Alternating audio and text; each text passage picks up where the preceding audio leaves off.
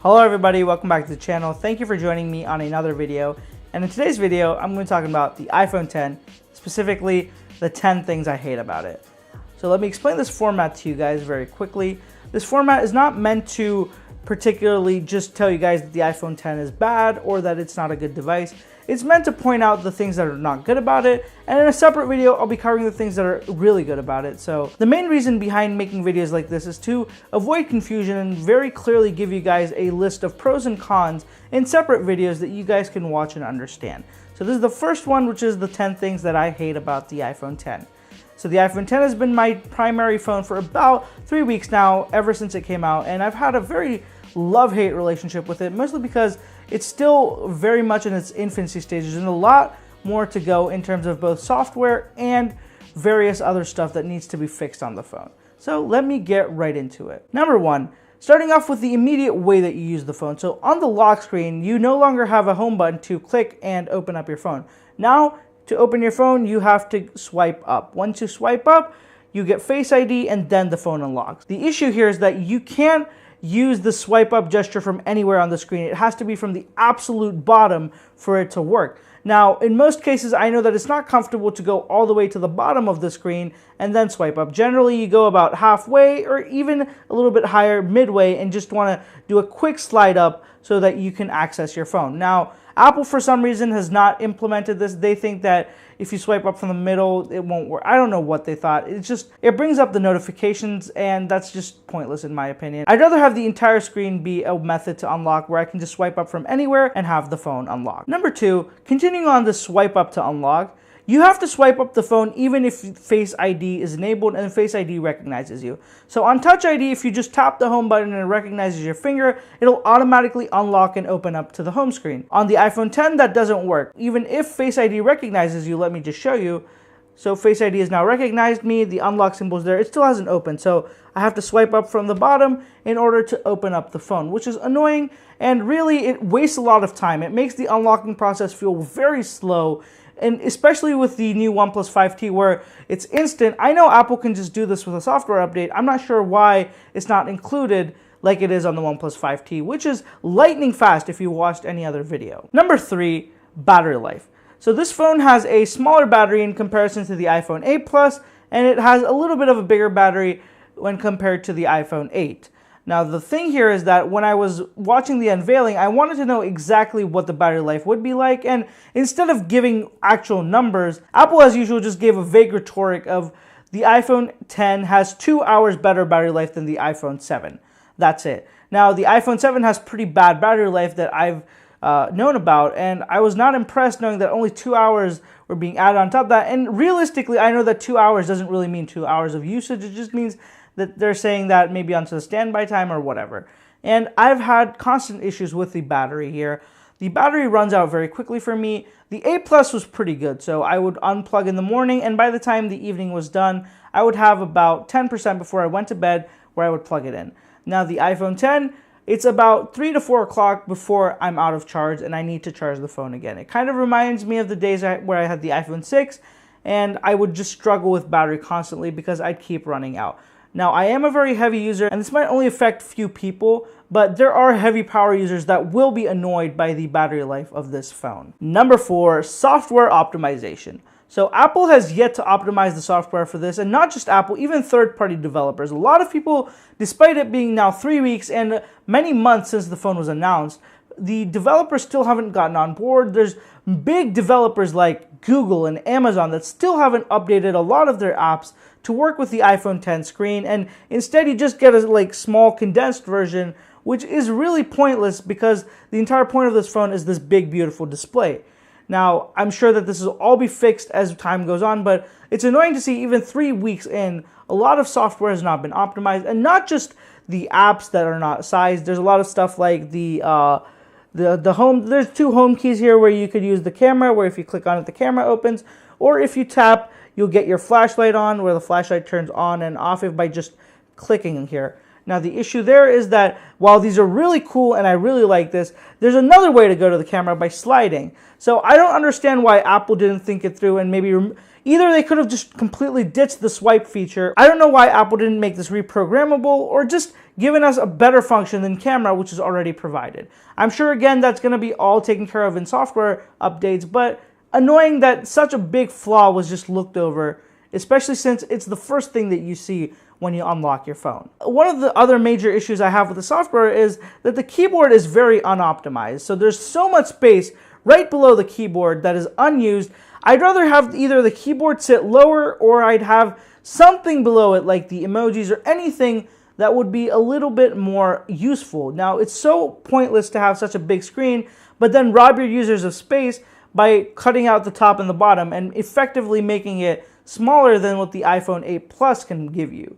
So that's something I think that Apple really needs to work on. And I understand that they did this for the comfort, but honestly, I just feel a lot more comfortable if it was either all the way at the bottom or just better utilized in some other way. Number 5, relocation of control center. So if you guys see right here, control center comes off from the top right instead of coming off from the bottom, because now the bottom gesture is used to open the phone and get out of apps like this. So now you have to use the control center from the top right. Now, as you guys can see, it's so buggy that just now I opened up Spotlight instead of control center because that's the way that it's just so counterintuitive now. It just doesn't work properly. And even when I swipe up a lot of times, it just doesn't work right for me. And I found this to be very annoying because I use control center a lot. I'm constantly changing music. I'm constantly, changing my Wi-Fi or just random stuff like that are very useful for me in control center are now just so much harder to access. And I'm sure that Apple can fix this as well with a software update, but the fact that it's still there, it very much annoys me. And I think that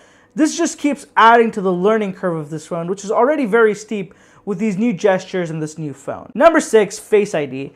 Now, Face ID is something that's very cool and very amusing, to be honest, but it's very much just like if you guys know about cars, this is a show car. This is not a track car. So this is just to show people, and it's for show off, to be honest. It doesn't hold functionality in my opinion. Face ID is slower than Touch ID. It's not as accurate in my usage, and honestly, it kills a lot of functionality that Touch ID brings. By functionality, I kind of mean the ease of use that Touch ID brought. Now, one of the biggest issues is that it's nowhere as good as Apple claims it to be. I did a twins test, I'll have this link up here, where I asked my mom and my aunt, who are identical twins, to, try to fool Face ID, and Face ID just recognized them like that. It wasn't even funny how quickly it just unlocked, like it was nothing. It was the same person, and I found that very annoying because that means that this isn't as accurate as you'd want it to be. Now, they say that it is, but in real world usage, you see stuff like this and it's very annoying because I have never had a person use my Touch ID and get through to my phone, and now to see that maybe that someone can use my face, maybe someone who looks similar to me, to unlock my phone is a little bit annoying. And another issue is that I could use Touch ID however I want. So Touch ID sensor would be here, I could have my thumb straight, I could have it backwards, I could have it sideways. Any way I want, Touch ID would work like this. Now, Face ID, it has to be in front of your face, or at least somewhere where it's a little bit in the range of your face. And the phone can't be sideways, it can't be upside down, it can't be in any other weird angle, or else Face ID will not work. Which is frustrating because a lot of times, especially when I'm in bed, I've noticed this to be the biggest issue. Whenever you're in bed and you're laying on a pillow, Face ID won't recognize you. At least for me, it doesn't. Let me know if you guys found something different, but Face ID has not been good for me. And honestly, I'm much happier with Touch ID, and I don't see myself growing to love Face ID anytime soon, unless there's major improvements to it and it honestly gets a lot better. Number 7, the price. So this phone is very highly priced, and I'm honestly not happy with it. The price is way too, it doesn't justify the value that this phone brings, in my honest opinion. So the iPhone 8 and 8 Plus, they bring value to the table in the sense they've perfected the formula. The phones work as you expect them to. There's no issue, there's no glitches. And honestly, iOS 11 has been a lot less buggy on those in comparison to the iPhone 10. Not to mention the fact that Face ID is not a bother on those phones. Touch ID is very good, and honestly, just the entire overall experience is a lot better. So I honestly can't recommend anybody to spend $300 more on this phone because it doesn't really bring value. Now, if you love technology and you love having the latest iPhone and anything close to that, then you will find this phone interesting. You'll really love it. But if you're just a normal user, I don't know how I would justify asking you to spend $300 more on a device that essentially only has one key difference, which is the display that it provides. So is that worth it to you guys? That's what you have to ask yourself when you're buying either an 8 Plus or an iPhone 10. Is that display worth $300 to you? Number 8, this is an issue carried over from the iPhone 8 Plus.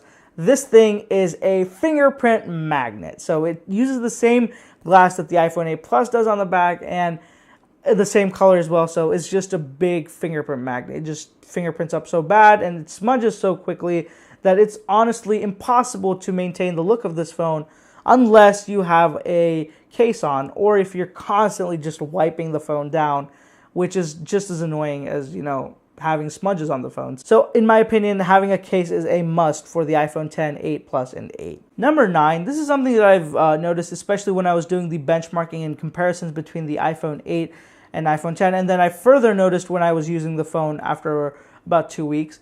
The iPhone 10 gets a lot hotter. So I'm not sure if it's the way the logic board's set up or the batteries are set up, but this phone gets a lot hotter in comparison to the iPhone 8 Plus, and it gets hotter quickly in comparison to the 8 Plus. I used the 8 Plus for about a month before I used this, and I've almost been using this for 3 weeks. So this gets a lot hotter under normal tasks that I do, which makes it a little bit weird because I don't have that problem with the iPhone 8 Plus, but I'm now having it with the iPhone 10, which honestly in most benchmarks has surpassed the 8 Plus.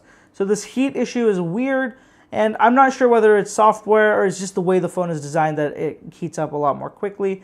I hope it's software so that it can be fixed as things go on. And number 10, and honestly at this point I'm just nitpicking, I'm picking out everything that I don't like about this phone, and that has to be the vertical camera. I'm not a fan of this vertical camera setup. It's intrusive when you're trying to take photos like this. Your finger sometimes smudges it up. And one of the really annoying things for me is the way it looks. I don't think it looks good. I would rather have had a vertical camera, or I would have had something in the center in comparison to this corner right vertical thing. It just doesn't look right to me yet. Honestly, I think I might grow to like it, but so far I've not really liked it. I prefer the design of the 8 Plus and the 7 Plus, to be very honest with you. I think they look a lot better with those horizontal cameras instead of the vertical. So that's a wrap for this video, guys. Be sure to subscribe to the channel for more content like this. The things I love about the iPhone 10 video is going to be coming up very soon. Be sure to check that out. Follow me on social media to be up to date with things I'm doing behind the scenes and just random day-to-day stuff, especially with testing these devices.